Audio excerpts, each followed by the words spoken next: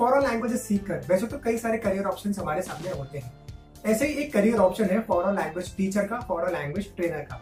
आज के इस ग्लोबलाइजेशन के टाइम में जहाँ पर मल्टीनेशनल कंपनीज इंडिया में आ रही हैं, इंडियन कंपनीज जो है वो विदेशों में जाके अपना बिजनेस को एस्टैब्लिश कर रही हैं, तो ऐसे में फॉरेन लैंग्वेज सीखने वालों की डिमांड बहुत ज्यादा बढ़ गई है इस टाइम पे इंडिया में। आजकल कंपनीज भी ऐसे एम्प्लॉयज को हायर करना चाहती हैं जो इंग्लिश के अलावा भी किसी दूसरी विदेशी भाषा में उस कंपनी के क्लाइंट से बात कर पाए, उनसे कम्युनिकेट कर पाए। तो आज के इस वीडियो में मैं आपको बताऊंगा कि as a foreign language teacher या ट्रेनर आप कहाँ जॉब्स के लिए अप्लाई कर सकते हो, क्या सैलरी पैकेज होता है, क्या क्वालिफिकेशन होती है, ऐसी कौन कौन सी लैंग्वेजेस हैं जिनकी टीचिंग में सबसे ज्यादा डिमांड है इस टाइम पे इंडिया में, कैसे आप ऐसा फॉरेन लैंग्वेज टीचर बन के भी अच्छा पैसा कमा सकते हो, अच्छी अर्निंग कर सकते हो। तो ये सारी बातें आपको इस वीडियो में मैं आज बताने वाला हूँ। तो सबसे पहली जगह जहाँ पर आप एक फॉरेन लैंग्वेज टीचर या फॉरेन लैंग्वेज इंस्ट्रक्टर के रूप में काम कर सकते हो वो है स्कूल। स्कूल में एक फॉरेन लैंग्वेज टीचर या इंस्ट्रक्टर बन के इंडिया में इस समय हजारों ऐसे स्कूल्स हैं जिन्होंने अपने करिकुलम में फॉरेन लैंग्वेजेस को इंट्रोड्यूस किया हुआ है। स्कूल मैनेजमेंट को भी ये बात अच्छे से पता है कि उनका स्कूल का जो सिलेबस है वो बहुत आउटडेटेड हो चुका है, यानी कि बहुत पुराना हो चुका है। ऐसे में स्टूडेंट्स को कुछ नई नई स्किल्स को सीखने की जरूरत है जो उनके भविष्य में बहुत काम आए, और फॉरेन लैंग्वेजेस का आना अपने आप में बहुत बड़ी स्किल है।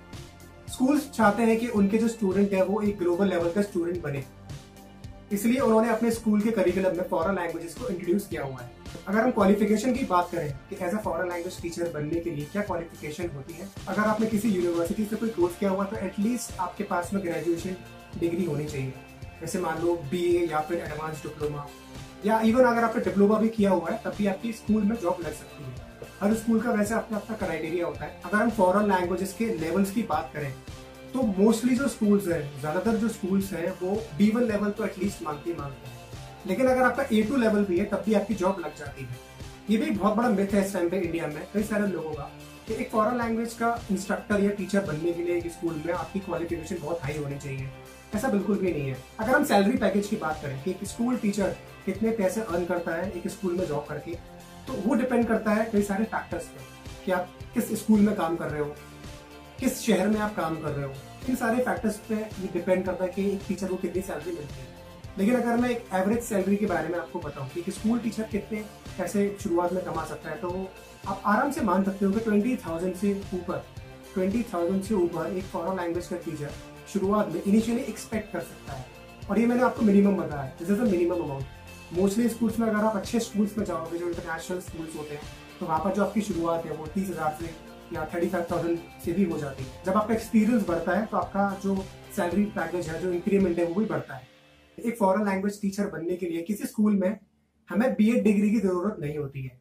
हमारे पास में फॉरेन लैंग्वेज की डिग्री होनी चाहिए, या तो हमारे पास में फॉरेन लैंग्वेज के सर्टिफिकेशन हो या हमारे पास में उसकी डिग्री हो। स्कूल के बाद अब आता है प्राइवेट इंस्टीट्यूशंस। सारे ऐसे प्राइवेट इंस्टीट्यूट्स हैं जो फॉरेन लैंग्वेजेस सिखाते हैं।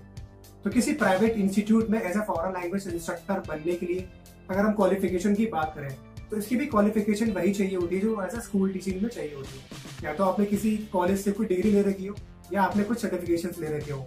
अगर हम लेवल्स की बात करें तो मोस्टली जो इंस्टीट्यूट्स होते हैं वो B1 लेवल मांगते हैं, या इवन अगर आपके पास में A2 लेवल भी है तब भी आपकी जॉब लग जाती है। तो सबसे मेन इंपॉर्टेंट चीज होती है वो होता है आपका एक्सपीरियंस, कि आप कितने एक्सपीरियंस्ड हैं। अगर मान लो आपके पास में A2 लेवल की भी डिग्री है लेकिन आपके पास में एक्सपीरियंस है टीचिंग का 3-4 साल का, तब भी आपकी जॉब आसानी से लग जाती है। सैलरी की अगर हम बात करें कि एक प्राइवेट इंस्टीट्यूट में आप कितना एक्सपेक्ट कर सकते हो, तो वो भी कुछ फैक्टर्स पर डिपेंड करता है कि आप किस इंस्टीट्यूट में पढ़ा रहे हो, किसी छोटे इंस्टीट्यूट में पढ़ा रहे हो या किसी बड़े इंस्टीट्यूट में पढ़ा रहे हो, किस शहर में आप पढ़ा रहे हैं। अगर आप किसी ठीक ठाक इंस्टीट्यूट में पढ़ाते हैं तो वहां पर भी इनिशियली आप एटलीस्ट 20,000 प्लस एक्सपेक्ट कर सकते हो किसी भी प्राइवेट इंस्टीट्यूट से। अगर आप एक्सपीरियंस है तो आपकी जो शुरुआत है वो 25 या 30,000 से भी हो जाती है। कई सारे प्राइवेट इंस्टीट्यूट्स होते हैं जो आर्ली बेसिस पे आपको पे करते हैं, यानी कि जितने घंटे आप पढ़ाएंगे उसके हिसाब से आपको पे किया जाता है। Next is universities and colleges. अगर हम यूनिवर्सिटीज की बात करें तो ना सिर्फ गवर्नमेंट यूनिवर्सिटीज बल्कि प्राइवेट यूनिवर्सिटीज भी आजकल फॉरेन लैंग्वेजेस में कोर्सेज को ऑफर करती हैं। उन्होंने भी अपने करिकुलम में फॉरेन लैंग्वेजेस को इंट्रोड्यूस किया हुआ है। इन यूनिवर्सिटीज में आप as a lecturer, assistant lecturer या प्रोफेसर के रूप में काम कर सकते हो। अगर हम गवर्नमेंट यूनिवर्सिटीज की बात करें, अगर आपको गवर्नमेंट यूनिवर्सिटी में एज अ लेक्चरर बनना है या एज अ प्रोफेसर बनना है तो आपके पास में उस लैंग्वेज में मास्टर डिग्री और नेट क्वालिफाइड होना जरूरी है। तो आप नेट क्वालिफाइड हो या आपके पास में PhD डिग्री हो। ये बहुत इंपॉर्टेंट है। अगर हम प्राइवेट यूनिवर्सिटीज की बात करें कि एज अ लेक्चरर और प्रोफेसर बनने के लिए एक प्राइवेट यूनिवर्सिटी में क्या क्वालिफिकेशन चाहिए, तो पहली बात तो हर यूनिवर्सिटीज की अपना अलग अलग क्राइटेरिया होता है, लेकिन कई सारी यूनिवर्सिटीज हैं जो मास्टर डिग्री मांगती हैं उस लैंग्वेज में प्लस PhD या नेट क्वालिफाइड। कई सारी ऐसी प्राइवेट यूनिवर्सिटीज भी हैं जो मास्टर डिग्री होल्डर्स को भी जॉब पर रखती है।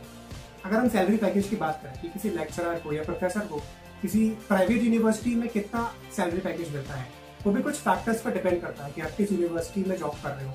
लेकिन इनिशियली आप एज असिस्टेंट लेक्चरर 40,000 प्लस तो एक्सपेक्ट कर सकते हो किसी भी प्राइवेट यूनिवर्सिटी में। इसके अलावा आप as a visiting faculty, as a guest faculty के रूप में भी प्राइवेट यूनिवर्सिटीज में काम कर सकते हो, जहाँ पर आपको आर्ली बेसिस पर पे किया जाता है। जितने लेक्चर आप लेंगे उतना आपको पे किया जाता है। इसके बाद आप एज अ फ्रीलांस ट्यूटर के रूप में काम कर सकते हो। कई सारी ऐसी वेबसाइट्स होती हैं जहाँ पर आपको जाके अपना रजिस्ट्रेशन करना होता है, और वो वेबसाइट्स, वो जो कंपनीज हैं, वो आपको स्टूडेंट्स प्रोवाइड करती हैं पढ़ाने के लिए, और स्टूडेंट्स को आपको ऑनलाइन ही पढ़ाना होता है। अगर हम अर्निंग की बात करें कि एक फ्रीलांस ट्यूटर कितने पैसे कमाता है, तो एक फ्रीलांस ट्यूटर जो होता है वो पर आवर के हिसाब से चार्ज करता है। कई सारे लैंग्वेज के टीचर्स हैं जो 400 रुपीज पर आवर चार्ज करते हैं, कई सारे हैं जो 1000 करते हैं, कई सारे हैं जो 1500 पर आवर भी चार्ज करते हैं। अगर आप किसी कंपनी के साथ में एसोसिएटेड हो, किसी कंपनी के साथ में काम कर रहे हो जो आपको स्टूडेंट्स प्रोवाइड करती है, तो उन कंपनी का खुद का क्राइटेरिया होता है फिर कि वो आपको मान लो 500 रुपीज पर आवर देंगे, या कई सारी कंपनीज है जो आपको 1000 पर आवर देते हैं। अगर आप किसी स्कूल में जॉब करते हो एज अ लैंग्वेज टीचर, तो आपको वहां से कई सारे स्टूडेंट्स मिलते हैं पढ़ाने के लिए, तो आप ऐसा फ्रीलांस ट्यूटर बन के भी अपनी अच्छी अर्निंग कर लेते हैं। Next is online teaching.